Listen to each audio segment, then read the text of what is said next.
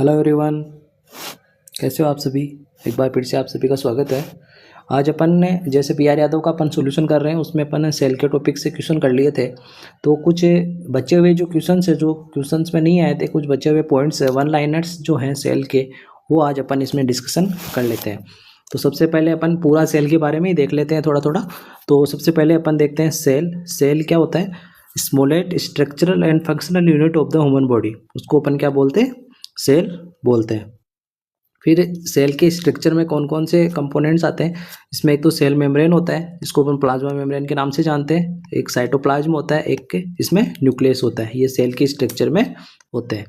फिर नेक्स्ट अपन बात करते हैं सेल मेम्ब्रेन। तो ये सेल मेम्ब्रेन है वो किसकी बनी हुई होती है, made by 2 layer of phospholipids की ये बनी हुई होती है। किसकी बनी होती है, 2 लेयर ऑफ फोस्फोलिपिड्स की ये बनी हुई होती है। फिर अपन साइटोप्लाज्म की बात करें तो it fluid in which all content including organelles of a cell except nucleus, यानी न्यूक्लियस को छोड़कर जितने भी सेल के अंदर जो कंटेंट्स पाए जाते हैं, ऑर्गेनेल्स पाए जाते हैं, उस फ्लूइड्स को अपन क्या बोलते हैं, साइटोप्लाज्म के नाम से जानते हैं। फिर बात करते हैं साइटोसोल की।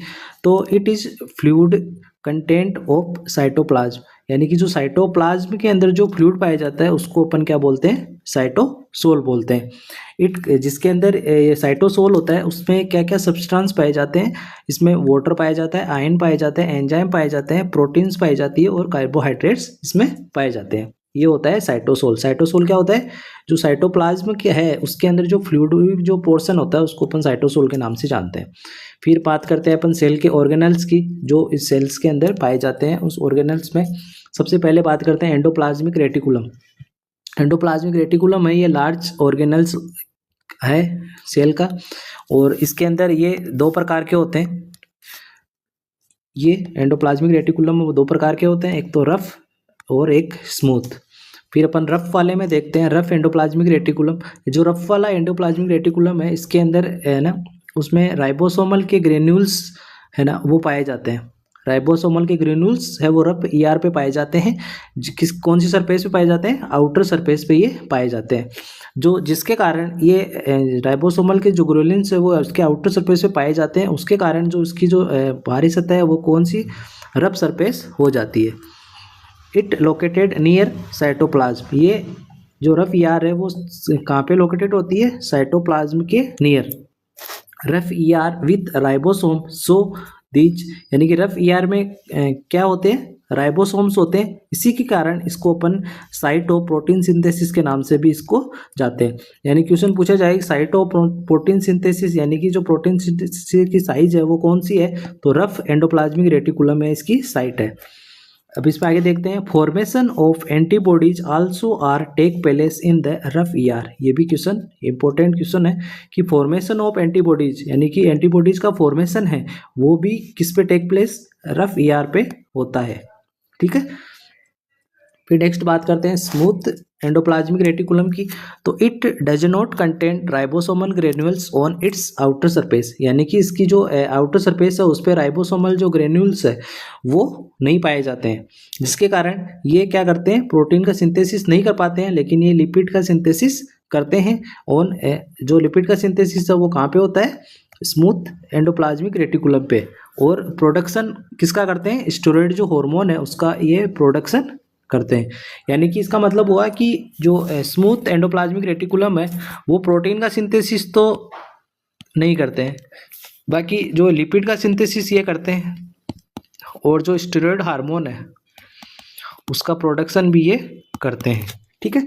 फिर नेक्स्ट अपन इसमें बात करते हैं, so it also responsible for synthesis of steroid and cholesterol hormone, यानी कि ये किसके लिए रिस्पॉन्सिबल है, सिंथेसिस ऑफ स्टेरॉइड और कोलेस्ट्रॉल के जो हार्मोन्स होते हैं उनके के सिंथेसिस में भी ये हेल्पफुल होते हैं। कौन होते हैं, स्मूथ एंडोप्लाज्मिक रेटिकुलम। फिर नेक्स्ट अपन बात करते हैं गोल्जी अपरेटस की। तो गोल्जी अपरेटस है वो रिस्पॉन्सिबल होता है for packaging, modification and transport of protein, यानी कि प्रोटीन के पैकेजिंग में, मॉडिफिकेशन में और ट्रांसपोर्ट ऑफ प्रोटीन में ये हेल्पफुल होते हैं। इसलिए इसको अपन पोस्ट ऑफिस ऑफ सेल के नाम से भी जानते हैं। यह भी क्वेश्चन पूछा जाता है कि पोस्ट ऑफिस ऑफ सेल किसे कहते हैं, जो गोल्जी अपरेटस है उसको पोस्ट ऑफिस ऑफ सेल के नाम से जानते हैं। फिर अपन बात करते हैं लाइसोसोम की। तो लाइसोसोम है, इसको अपन सुसाइडल बैग ऑफ सेल के नाम से जानते हैं। लाइसोसोम को किसके नाम से जानते हैं? Suicidal bag of cell. क्यों? Lysosomal act as a waste disposable system और गार्बेज सिस्टम ऑफ सेल, यानी कि जो सेल है उसका डिस्पोजेबल सिस्टम और गार्बेज सिस्टम है, उसको वो भी लाइसोसोम होता है। फिर नेक्स्ट अपन बात करते हैं माइटोकॉन्ड्रिया की। तो माइटोकॉन्ड्रिया है वो एक प्रकार का सुसेज शेप्ड स्ट्रक्चर होती है जो कि साइटोप्लाज्म में प्रेजेंट होती है। कैसे शेप की होती है? सुसेज शेप की स्ट्रक्चर होती है जो साइटोप्लाज्म में प्रेजेंट होती है। It also knows as power house of cell. इसको अपन किसके नाम से जानते हैं? पावर हाउस ऑफ सेल के नाम से जानते हैं। क्यों? It involve in aerobic respiration. क्यों जानते हैं? क्योंकि ये इन्वॉल्व होता है एरोबिक रेस्पिरेशन में and concern with production of energy, यानी कि ये concern with production of energy in the form of ATP, यानी कि ये एटीपी के फॉर्म के अंदर ये एनर्जी का प्रोडक्शन करता है by process of oxidative phosphorylation, यानी कि ऑक्सीडेटिव फोस्फोराइलेशन के प्रोसेस के द्वारा ये एटीपी का प्रोडक्शन करके एनर्जी को प्रोड्यूस करता है। इसको अपन पावर हाउस ऑफ सेल के नाम से जानते हैं। फिर नेक्स्ट बात करते हैं राइबोसोम की। तो राइबोसोम है, it help in the synthesis of protein and present in the surface of rough यार। जो राइबोसोम्स जो होता है वो प्रोटीन के सिंथेसिस में हेल्पफुल होता है, और जो ये प्रेजेंट कहाँ पे होता है? जो रफ ईआर है उसकी आउटर सरफेस पे ये प्रेजेंट होता है, जो अपने अभी पीछे देखा था। Ribosome are also known as protein factory of cell. Ribosome को अपन प्रोटीन फैक्ट्री ऑफ सेल के नाम से भी जानते हैं, ये भी क्वेश्चन पूछा गया है। Ribosome are also known as engine of cell. Ribosome को अपन सेल के इंजन के नाम से भी जानते हैं। फिर बात करते हैं अपन न्यूक्लियस की। तो न्यूक्लियस है वो it is most prominent and the largest cellular organelle. जो लार्जेस्ट सेलुलर ऑर्गेनल है वो कौन सा है? न्यूक्लियस।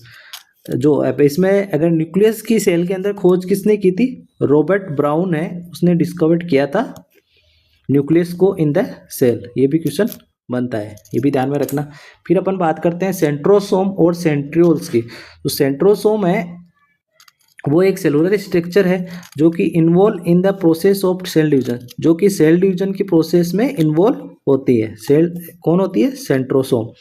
फिर सेंट्रोसोम डुप्लीकेट होते हैं एंड डिवीजन बिगिंस, यानी कि डिवीजन स्टार्ट होता है and two centrosome move to opposite end of cell, यानी कि दो सेंट्रोसोम है वो जो सेल है उसके अपोजिट पोल पे ये मूव हो जाते हैं।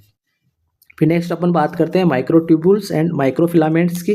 तो they determine the shape of cell and provide mechanical support to the cell. जो माइक्रोट्यूब्यूल्स और माइक्रोफिलामेंट्स है वो क्या करते हैं? सेल को शेप प्रोवाइड करते हैं। क्या प्रोवाइड करते हैं? शेप प्रोवाइड करते हैं, और जो है इसको मैकेनिकल सपोर्ट है वो भी प्रोवाइड करते हैं। These structure are also known as cytoskeletal of the cell, यानी कि साइटोस्केलेटल ऑफ द सेल किसे कहते हैं?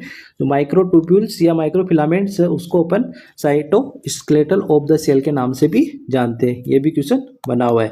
तो ये थे अपने सेल के बारे में कुछ इम्पोर्टेंट की पॉइंट्स, या सेल की जो ब्रीफ जो समरी है वो कल अपन देखेंगे। इसमें पीआर यादव के जो क्वेश्चंस अपन कर रहे थे उसमें डीएनए, आरएनए और क्रोमोसोम्स के बारे में, तो ये अपन कल इसके डिस्कशन करेंगे। इसके बाद अगर इसमें से कोई पॉइंट रहेगा तो उसकी जो आज अपन ने जैसे वन लाइनर देखे थे उसी प्रकार से इसके वन लाइनर अपन डिस्कशन करेंगे। तो अगर ये कंटेंट आपको अच्छा लगा हो तो अपने दोस्तों के साथ शेयर जरूर करना, वीडियो को लाइक जरूर करना और चैनल को सब्सक्राइब जरूर करना। Thank you.